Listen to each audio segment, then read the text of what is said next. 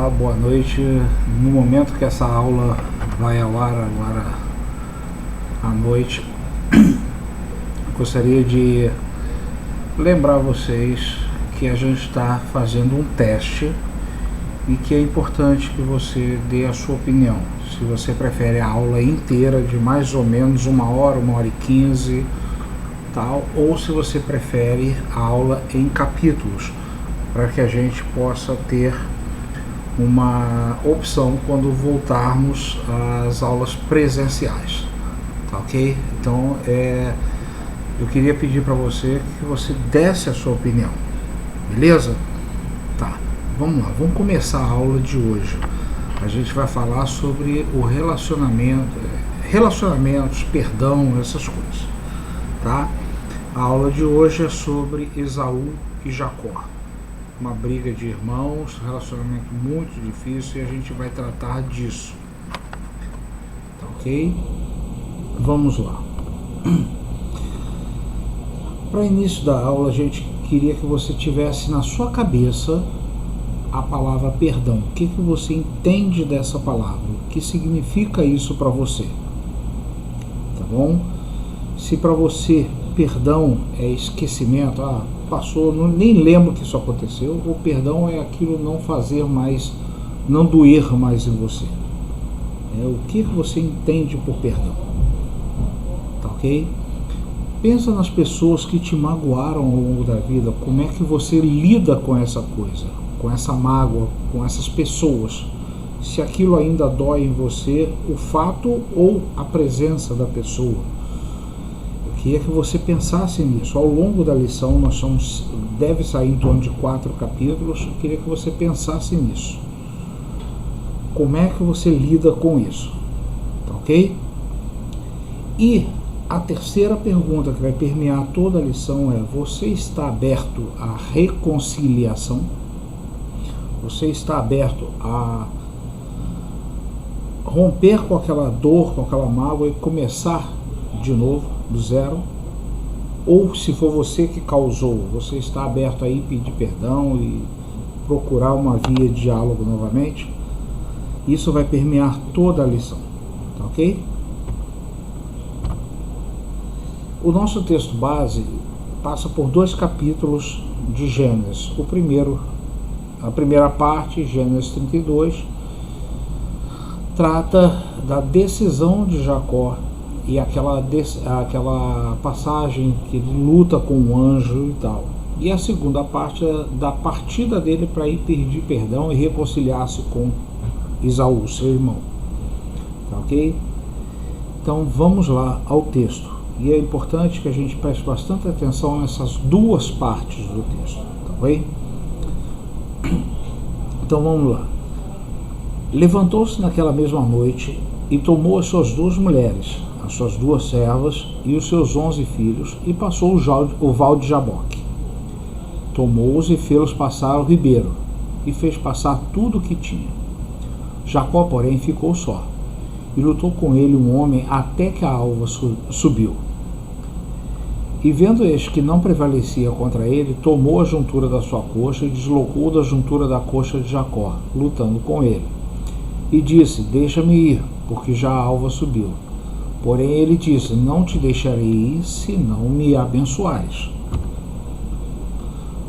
E disse: qual é o teu nome? Ele disse: Jacó. Então disse: não te chamarás mais Jacó, mas Israel, pois como príncipe lutaste com Deus e com os homens, e prevaleceste.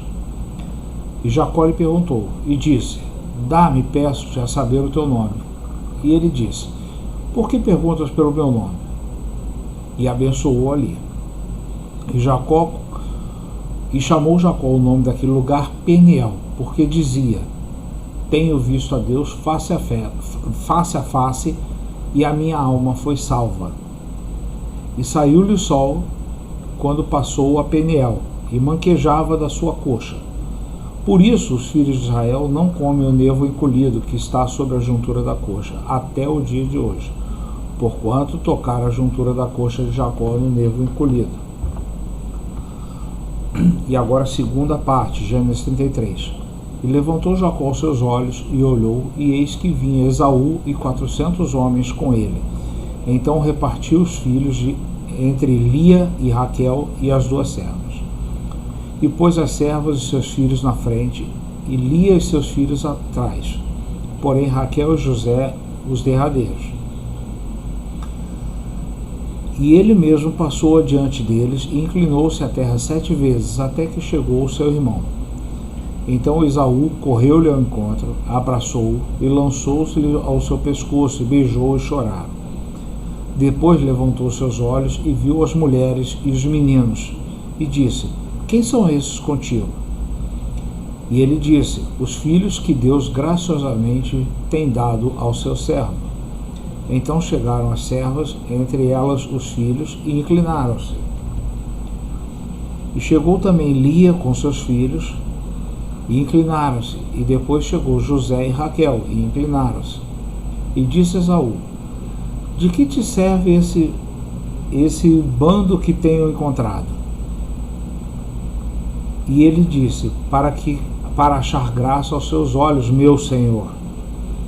E Esaú disse: eu tenho bastante, meu irmão, seja para ti o que tens. Então Jacó disse: não, se agora tem achado graça aos teus olhos, peço que tomes o meu presente da minha mão, porquanto tenho visto teu rosto como se tivesse visto o rosto de Deus, e tomaste contentamento em mim. Toma, pois, peço-te a minha bênção, que te foi trazida, porque Deus graciosamente me tem dado, e porque eu tenho de tudo, e estou com ele até que a tomou. Então a gente vê aí um relato de um irmão que foi traído pelo outro, tomou uma pernada, como a gente diz, né? E resolve pedir perdão. Ou melhor, o irmão que deu a pernada resolve pedir perdão, e esse irmão o recebe. O que tomou a pernada recebe ele de volta. É importante que a gente tenha em mente este conceito, tá ok? Para que a gente não se perca no estudo, tá bom? Vamos lá. Nós seres humanos, nós somos seres sociais, nós vivemos em sociedade. Nós não temos condição de viver sozinhos. A gente está vivendo uma situação de quarentena e a gente vê o quanto que é difícil ficar trancado em casa sozinho. Faz mal para a mente. Como a gente vive em contexto social, é importante a gente ter noção de que a gente tem relacionamentos, e esses relacionamentos, quanto mais próximos, mais difíceis da gente lidar com eles. Quando o relacionamento é mais distante, fica mais fácil. A gente passa mais batido e tal, mas quando é muito próximo, como é o caso aí da relação de irmãos, é muito difícil. Qualquer encrenca gera dores muito profundas e por aí vai, tá ok? E é por isso que a gente vai estudar o caso de Esaú e Jacó, que tá aqui, no slide. Peraí, deixa eu pegar a câmera, tá aqui, ó, o slide aqui. Esaú e Jacó. A gente vai olhar para esse pessoal, para esses dois, para que a gente possa entender e ver qual é a chave de um bom relacionamento. Tá ok? Para entender isso, é importante que a gente entenda o contexto. Para a gente entender o que aconteceu lá, é importante a gente ter em mente o contexto, tá?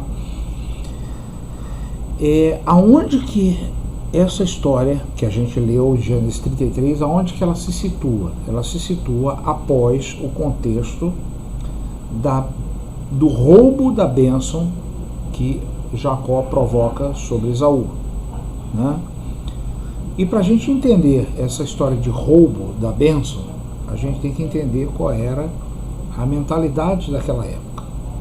Diferentemente de hoje, onde tudo tem que ter registrado em cartório, senão não tem validade, Naquela época, a palavra era que tinha validade, ainda mais no contexto oriental, tá?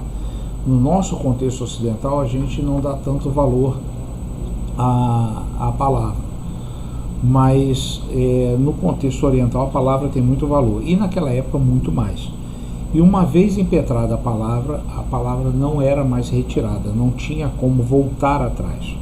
Sabe aquela história do fio de barba? Era muito pior, era muito mais arraigado, muito mais amarrado do que o fio de barba como a gente conhece, tá? A palavra falada, ela tinha validade, falou, tá falado, e ela tinha continuidade, ou seja, ela não voltava atrás. Uma vez falado, não tinha como voltar atrás. Nenhuma bênção proferida e nenhuma maldição proferida, tá? Dentro daquilo que eles entendiam como bênção e maldição, tá ok? Não é do nosso contexto aqui, tô falando a bênção e uma maldição lá daquele contexto, daquela época, tá? Vamos lá. Esaú, ele tinha direito da primogenitura. O que era isso? O direito da primogenitura era o direito de herdar em dobro. Por que herdar em dobro? Então vamos lá. Se alguém tinha, no caso ali de Esaú e Jacó, Isaac tinha 2 filhos, Esaú e Jacó. A herança dele era dividida por 3, sendo que Esaú, por ser o primogênito, ficava com 2 partes e Jacó ficaria com uma. Então, se fossem 4 filhos, aqui, 4 filhos, seria dividido por 5, o mais velho ficava com 2 partes e os outros cada um com uma parte. Era assim que a coisa funcionava. Por que essa uma parte a mais? Porque era para dar continuidade ao nome do pai.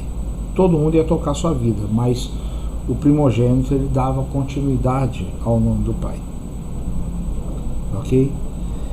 E ele poderia abrir mão, não teria problema nenhum. O problema foi que ele abriu mão por muito pouco. Naquela história lá do prato com lentilha, que ele vendeu o seu direito de primogenitura por um prato de comida. Isso mostra um certo desprezo. Eu não estou nem aí para isso aí, entendeu? Você pode encarar como desapego, mas por tão pouco parece mais de desprezo, né? É importante você ter isso em mente. E outra, como a palavra tinha validade e continuidade, a gente não pode esquecer disso. Normalmente, esse direito da primogenitura, o pai, ele tinha direito de chegar e dizer: não quero mais que seja para você, eu quero dar esse direito para outro, um filho adotivo, o filho mais novo. Ele podia fazer o que ele quisesse, era dele, a herança era dele, ele dava para quem ele quisesse. Mas justamente por não poder voltar atrás é que se costumava deixar isso para a última hora. Então o cara só chamava os filhos para dar a bênção da primogenitura quando já estava perto de morrer. E é o que Isaac faz.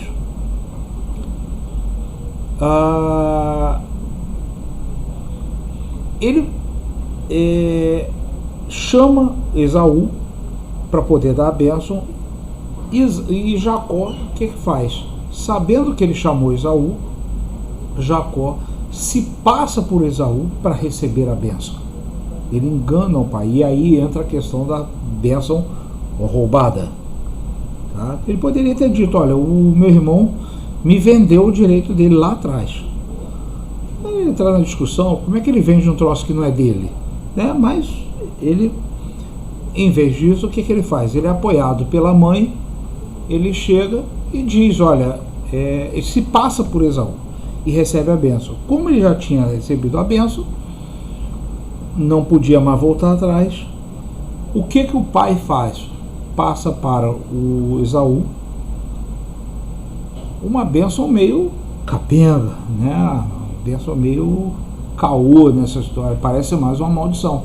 Aquilo que ele deveria passar para o Jacó, ele passa para o Esaú. Você vai viver servindo ao teu irmão, e aí fala um monte de coisa lá que pegou pesado.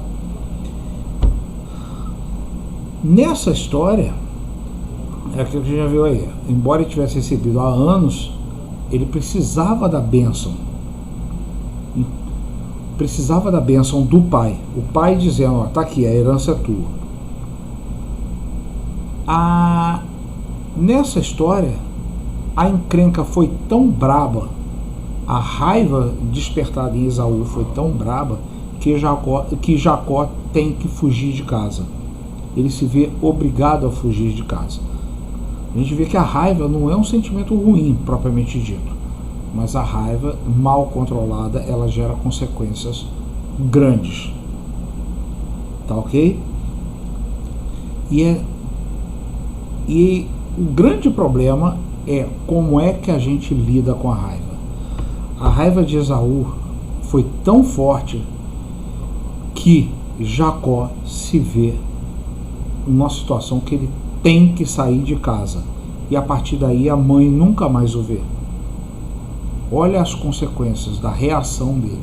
Como é que você lida com essas reações? É aí que entra a pergunta. Tá ok? Só para a gente fechar esse vídeo introdutório, a gente vê que começa o texto na luta de Jacó com Deus. Esse é um ponto fundamental para a gente tocar o barco daqui para frente. É a questão de estar em contato direto com Deus. Mudança de vida. E é a partir daqui que a gente vai tratar o segundo vídeo. Tá ok? Amanhã a gente vê o segundo vídeo. Até amanhã.